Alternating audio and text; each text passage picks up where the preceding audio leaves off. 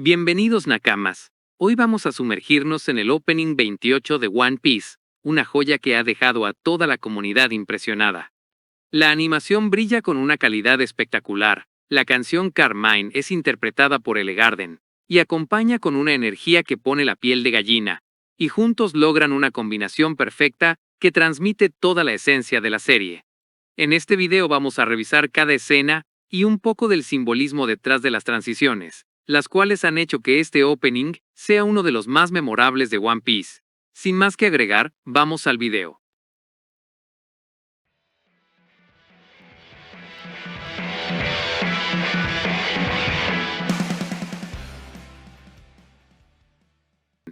El nuevo opening arranca con una imagen inquietante, una pantalla sin señal, distorsionada, como si el mundo estuviera a punto de escuchar algo prohibido. De pronto, la estática se rompe con una transmisión entrecortada, y ahí está Vegapunk. Su semblante es serio, como si fuera a revelar algo que claramente cambiará el curso de la historia. La cámara cambia, pero seguimos viendo la misma transmisión, ahora proyectada en una pantalla dentro del laboratorio de Egghead. Pero el ambiente se siente tenso. Sin aviso, la escena se traslada al exterior del Labo Face. Nami, Robin, Usopp, Chopper y Edison contemplan algo fuera de cámara, con rostros que mezclan asombro y preocupación. En un corte dinámico, vemos al Thousand Sunny avanzando con determinación. A bordo, Brook, Jinbe y una Lilith emocionada se nos presentan, hasta que Jinbe gira bruscamente al notar una explosión en la cúpula fronteriza. La tensión aumenta, e inmediatamente después, Sanji aparece, para interponerse entre Bonnie y un rayo de luz que amenaza con alcanzarla, desviándolo con un solo golpe de su pierna. En ese instante, un primer plano nos presenta los ojos de Saint Saturn. Son oscuros, inhumanos, y aunque su diseño aún parece un misterio, transmiten pura maldad. Acto seguido, vemos la forma híbrida de su fruta del diablo, inspirada en el yokai Yuki, envuelta en llamas, proyectando una silueta tan grotesca como imponente. En ese instante, la transmisión de Vegapunk empieza a expandirse sin control. Las ondas recorren el mundo entero, y uno a uno, los viejos amigos y conocidos de los Mugiwaras, aquellos que los acompañaron desde sus primeras aventuras, en el East Blue, hasta la gélida isla Drum, alzan la mirada. Todos atentos, observan con seriedad. Pero ellos no son los únicos.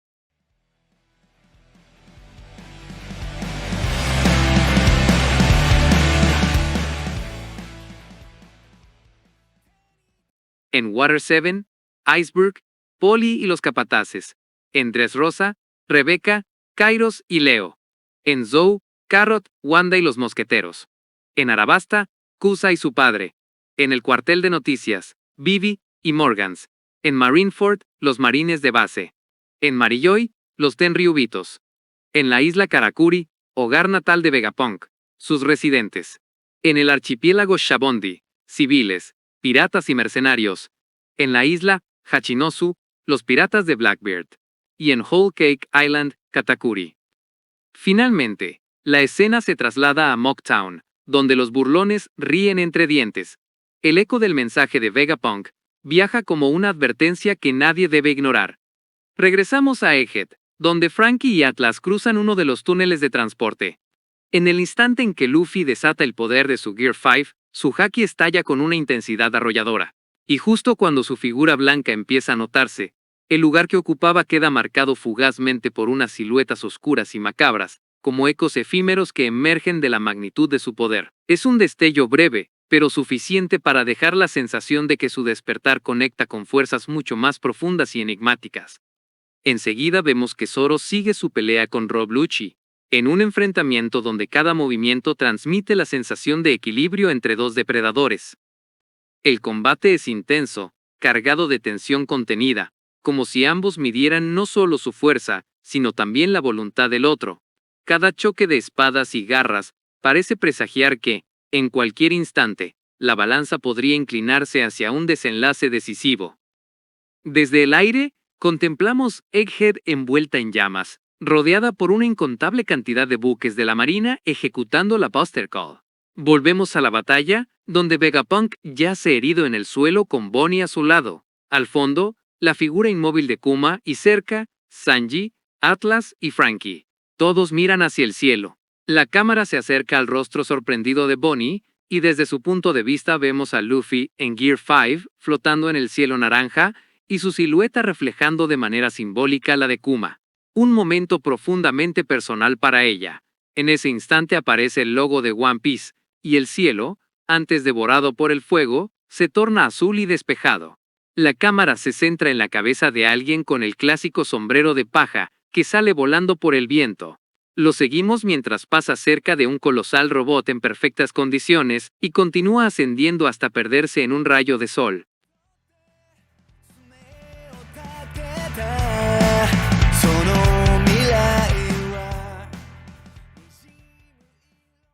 De pronto, la escena nos sumerge en la isla Yojin, donde los reyes marinos nadan en perfecta armonía, como guardianes silenciosos del océano, y testigos de secretos que trascienden eras. Un corte fugaz revela en las profundidades un poneglyph oculto, recordándonos que el verdadero corazón del mundo se esconde bajo capas de misterio. La imagen se traslada a la tripulación de los piratas guerreros gigantes, encabezados por los imponentes Dory y Broggy, quienes, con sus características sonrisas feroces, aparecen bajo una luz verde que intensifica su majestuosidad y al mismo tiempo les otorga un aire amenazante, como colosos listos para reclamar su lugar en la historia. En contraste, Luffy irrumpe con su energía habitual, saltando a través de la pantalla en una muestra de ligereza y vitalidad que corta la solemnidad anterior. En una transición dinámica, pasamos a Shaka, Pitágoras y Vegapunk, reunidos en Punk Records, discutiendo un gran problema, escena que es interrumpida por York, cruzando por el medio, buscando algo.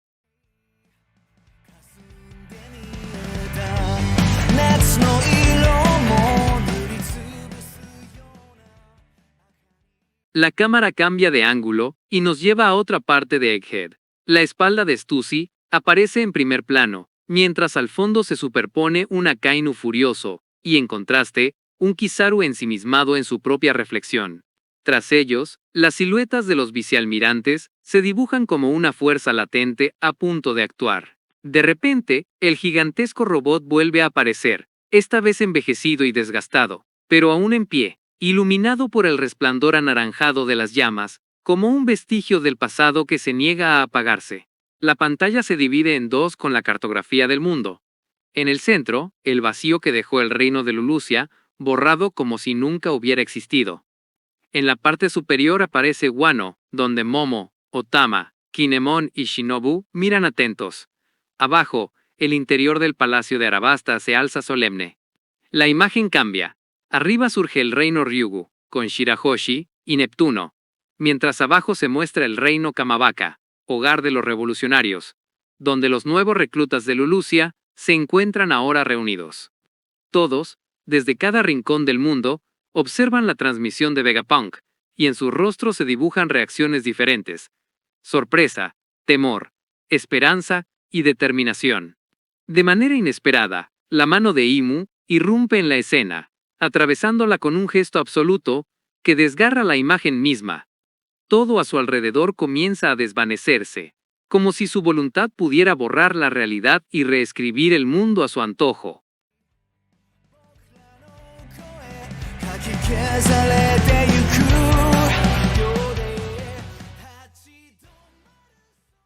Ahora vemos una biblioteca.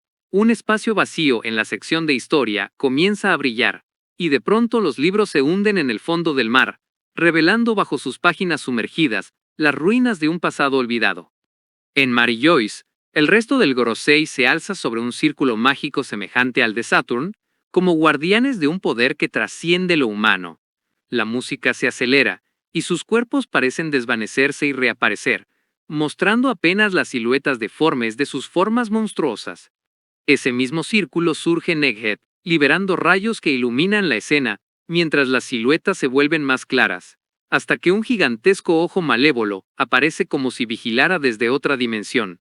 De pronto, Luffy rompe esa visión desde el centro, destrozando el ojo con sus propias manos y sonriendo bajo una luz cegadora, símbolo de su libertad indomable frente a cualquier sombra.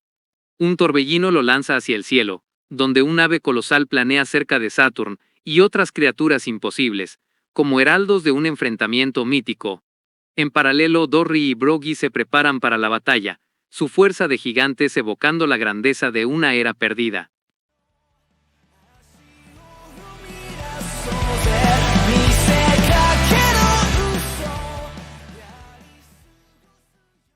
Luffy, apoyándose en el aire mismo o en la propia pantalla, se impulsa con desparpajo, superando a Saturn para lanzarle un ataque explosivo que estalla con toda la energía de su espíritu. En la costa, Franky y Bonnie luchan codo a codo contra vicealmirantes, recibiendo la ayuda de dos gigantes que combaten con el mar a sus espaldas y su navío como testigo. Más adelante, otro par de gigantes se lanza contra Saint Ethan, pero son repelidos con la maestría de su espada. La escena culmina con Ethan, liberando un ataque final, en la forma híbrida de su fruta del diablo, inspirada en el yokai Bakotsu. El opening nos transporta hacia Vivi, rodeada por la imponente presencia de los poneglyphs, como si su destino estuviera escrito en esas piedras ancestrales que guardan los secretos del mundo. Tras ella se despliega un vasto mapa de la Red Line, del cual surge una mano oscura y amenazante, símbolo del poder oculto que domina desde las sombras.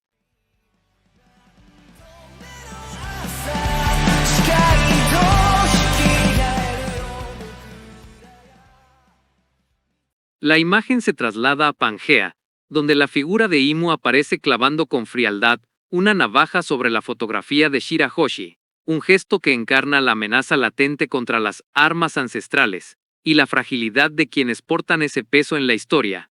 De inmediato vemos a los yonkos del presente, Blackbeard y Boggy a cada lado, y Shanks avanzando por el centro.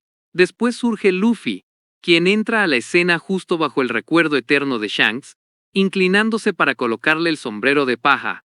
Ese gesto simbólico, simple y poderoso, no solo marca el inicio de su aventura, sino también el lazo invisible que une a todas las generaciones de soñadores que se alzan contra el destino. La transición nos lleva a Zen Garling, quien avanza con solemnidad hacia la cámara, escoltado por los enigmáticos caballeros divinos, cuyas capuchas ocultan rostros aún desconocidos, reforzando la aura de misterio y poder que los rodea. La secuencia da un giro hacia la justicia marina. Kobe aparece en primer plano, rodeado de la nueva generación de marinos que lo acompañan en su camino, con Marineford erguido al fondo como símbolo de la institución, y las imponentes siluetas de Akainu y Kusan proyectándose detrás de él, recordando el peso de las ideologías que chocan incluso dentro de la marina. De allí, la escena se traslada a la revolución. Sabo camina con paso firme, rodeado por los comandantes revolucionarios, reflejando la determinación de una generación que desafía al mundo. Inmediatamente después, un guiño del pasado, Dragon emerge en Lockdown, caminando bajo la lluvia con una resolución implacable, mientras los relámpagos iluminan la ciudad como presagio del cambio que se avecina. Un rayo cae sobre la plataforma de ejecución, evocando el instante en que Luffy estuvo a punto de compartir el mismo destino que su héroe. Esa imagen se funde con la vida cotidiana de Lockdown, como si la ciudad llevara impreso en sus calles el recuerdo de aquel momento decisivo. Finalmente, la escena nos conduce al día de la ejecución de Roger, el tumulto de la multitud, el silencio expectante, y en el centro de todo, la sonrisa inmortal del rey de los piratas, acercándose en un último plano que trasciende la muerte y marca el inicio de toda una era.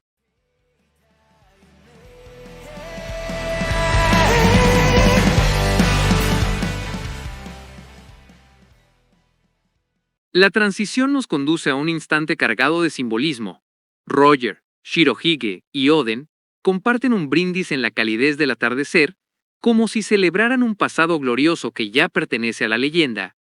Esa imagen se funde suavemente con otra, reflejando un eco generacional. Luffy, Ace y Sabo, todavía niños, levantan sus copas con la misma inocencia y determinación, antes de dar paso a Ace y Yamato en Wano, envueltos también en un cielo teñido de naranja, como si la memoria y los sueños siguieran ardiendo en el mismo horizonte. Enseguida el opening nos lleva al pasado. Vemos a Luffy, en la soledad de su pequeña canoa, levantando los brazos el día que emprendió su viaje, un gesto de libertad absoluta y de promesa al mar. Ese impulso conecta con la escena de la tripulación jurando sobre el barril, justo antes de entrar a la Rivers Mountain, un momento que selló su destino como nakamas.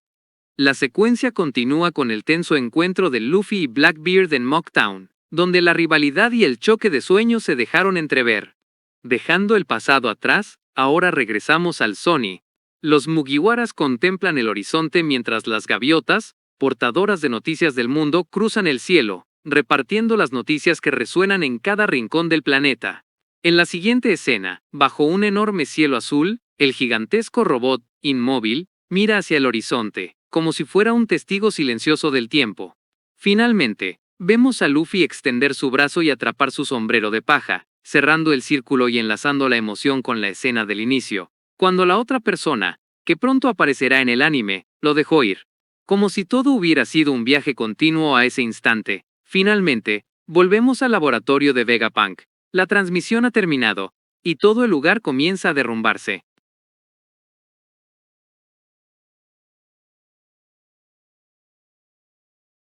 En definitiva, el Opening 28 de One Piece no es solo una introducción, es una declaración de intenciones.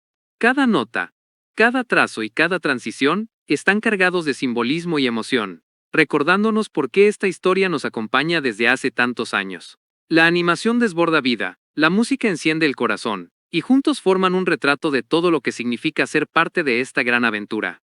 Este opening nos recuerda que One Piece no es solo un anime, es un viaje compartido, lleno de sueños, batallas y sonrisas. Y si algo nos deja claro es que lo mejor aún está por venir.